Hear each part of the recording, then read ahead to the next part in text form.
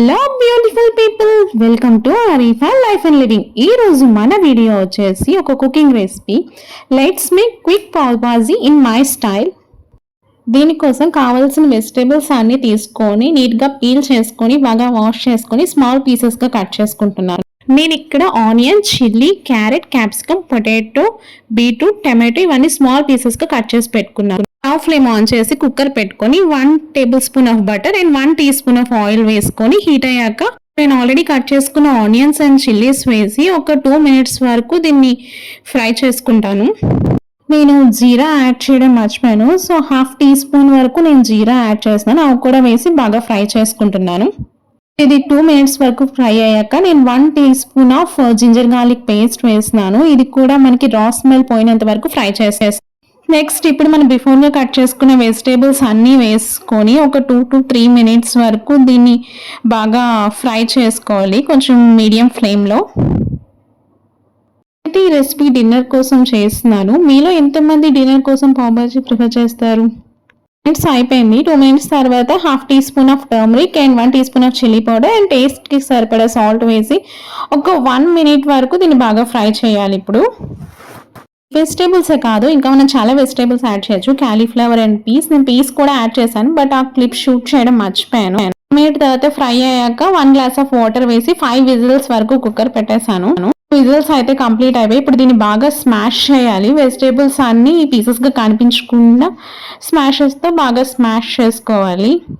చేసుకున్న తర్వాత stove flame on చేసి ఒక 5 మినిట్స్ వరకు దీన్ని బాగా కుక్ చేయాలి. ఇప్పుడు ఇందులోకి నేను coriander powder and jeera powder and కొంచెం గరం మసాలా, పావ్ భాజీ పౌడర్ వేసి బాగా మిక్స్ చేసి ఒక 2 మినిట్స్ వరకు దీన్ని కుక్ చేస్తున్నాను, కొంచెం ఇది థిక్ అయినంత వరకు.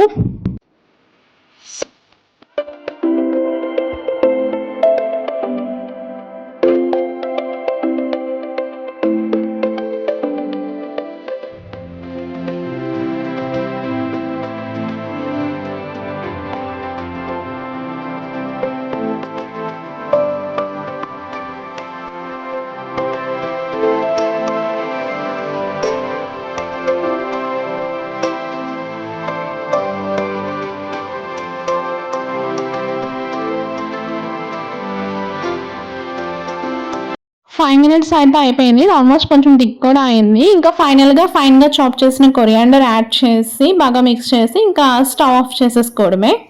అంతే, మన బాజీ అయితే రెడీ అయిపోయింది. ఇప్పుడు పావు ప్రిపేర్ చేసుకుందాం. దీనికోసం నేను ఆల్రెడీ బిఫోర్గా పావుని బయట నుంచి తెచ్చేసుకున్నాను. దీన్ని ఇప్పుడు మనం మిల్క్కి హాఫ్గా కట్ చేసేసి మనం స్టవ్ ఆన్ చేసి ఒక పాన్ పెట్టుకొని పాన్ లైట్గా హీట్ అయిన తర్వాత మనం ఇందులోకి 1/2 టీ స్పూన్ వరకు బటర్ యాడ్ చేయాలి. బటర్ యాడ్ చేసిన తర్వాత అది కొంచెం మెల్ట్ అయిన తర్వాత మనం ఇప్పుడు బిఫోర్గా ప్రిపేర్ చేసుకున్న బాజీ కూడా ఒక 1 టీ స్పూన్ వరకు యాడ్ చేసి ఇది కొంచెం హీట్ అయిన తర్వాత ఆల్రెడీ మనం ఫైన్గా చాప్ చేసుకున్న కొరియాండర్ కూడా నేను ఇందులో కొంచెం యాడ్ చేస్తున్నాను.